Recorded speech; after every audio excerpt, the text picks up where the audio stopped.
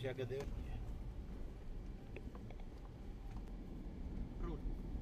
इस वक्त हम मौजूद हैं एलनाबाद विधानसभा क्षेत्र में और जहां पर मेरे साथ इस वक्त मौजूद हैं इनेलो नेता अभय चौटाला जी। उन्हीं से खास बातचीत करते हैं, जानते हैं कि फिलहाल की स्थिति को देखकर आखिर आगे आने वाले चुनावों में किस तरीके से इनेलो मजबूती पेश कर रही है, क्योंकि तमाम रैलियां हुई, नुक्कड़ सभाएं हुई और आगे भी प्रोग्राम जारी है। आगे क्या कुछ परिस्थितियां हैं और चुनावों में किस तरीके से दमदारी पेश की जाएगी, उन्हीं से जान लेते हैं, उन्हीं की जुबानी। बहुत स्वागत है आपका अभय जी। बहुत धन्यवाद।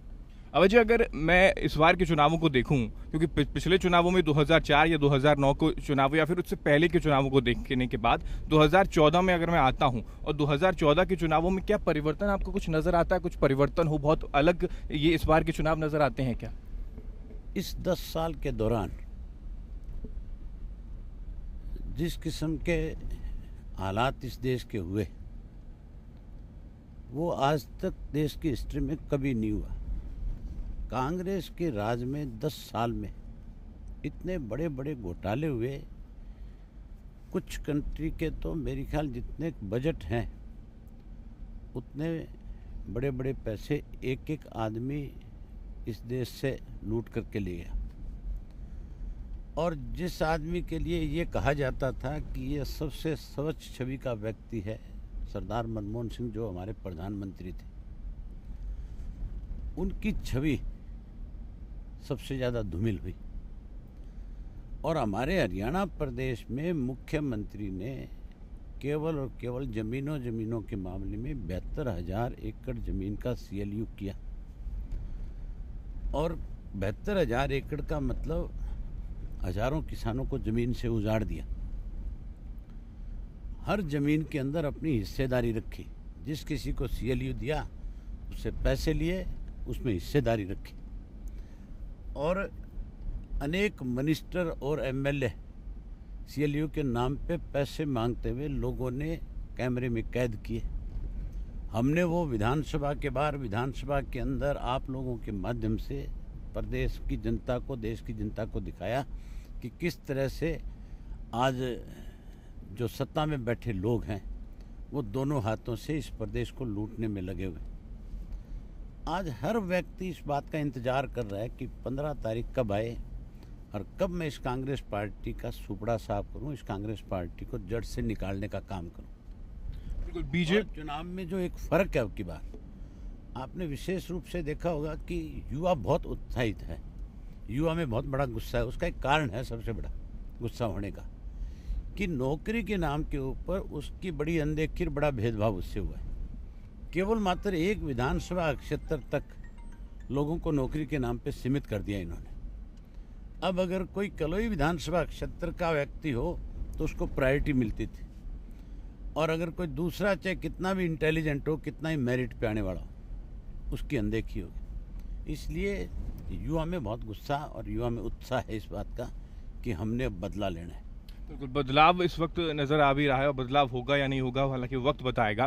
लेकिन अभी जैसे परिवर्तन की मैंने बात भी की, इनेलो को अगर देख लो, इनेलो पार्टी को अगर हम देख लें तो इनेलो पार्टी में एक बड़ा बदलाव ये है कि पहली बार महिला उम्मीदवार को चौटाला परिवार से महिला उम्मीदवार उतारी जा रही है। इसकी कोई ठोस और मजबूत वजह कुछ माने? देखो, कोई ऐसा नहीं है कि कोई हमने अपनी फैमिली मेंबर्स को कोई पॉलिटिक्स में एक्टिव किया है।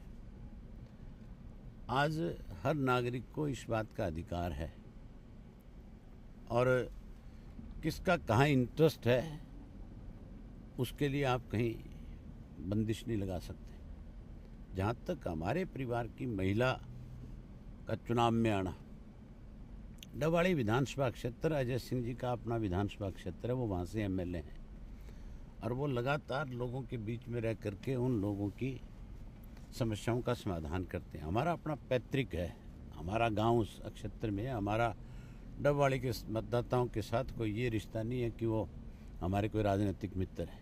हमारे वो पारिवारिक लोग हैं, हम उन्हें अपने परिवार की तरह मानते हैं। तो वो हमें अपने परिवार की तरह मानते नहीं, बल्कि परिवार की तरह ही इज्जत देते हैं। जहाँ बड़े बुजुर्ग हैं उन्हें हम ताता, चाऊ, जो भी रिश्ते हैं उनके साथ, उससे बोलते हैं। कल युग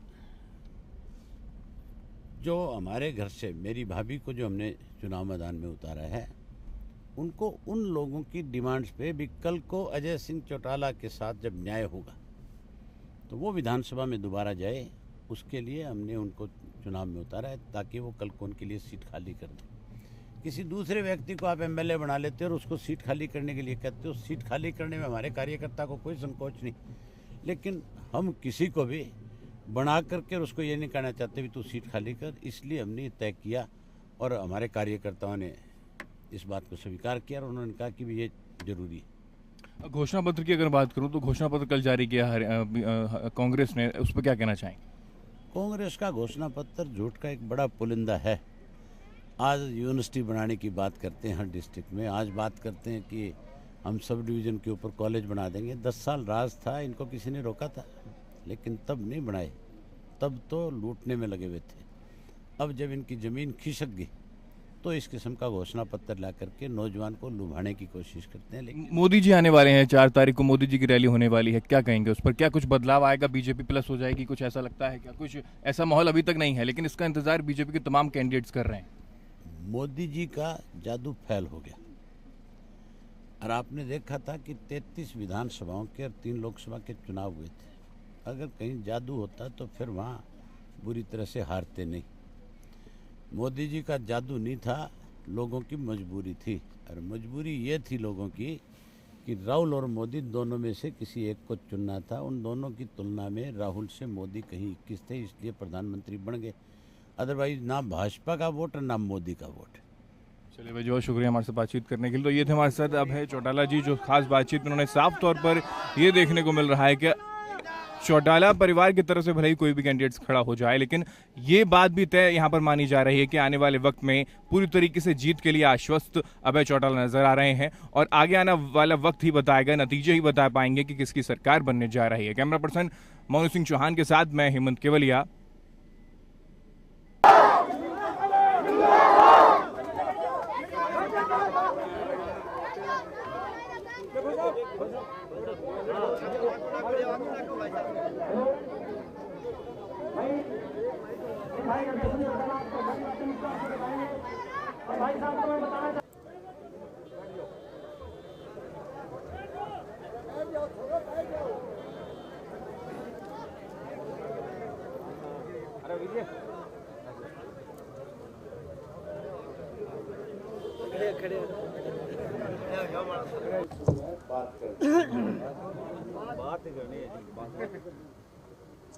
भाषण दे दिया तो है कई से इशारा का बोलेगा कि सुनोगा कि मुंह मंगी पड़ेगी। भाषण झूठा को नहीं करना है जी, बात इतना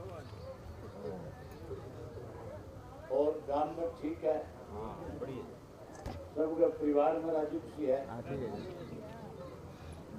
खेती बाड़ी को क्या ढंग है?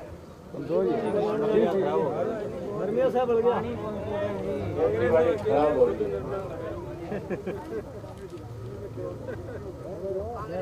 राम नाम किया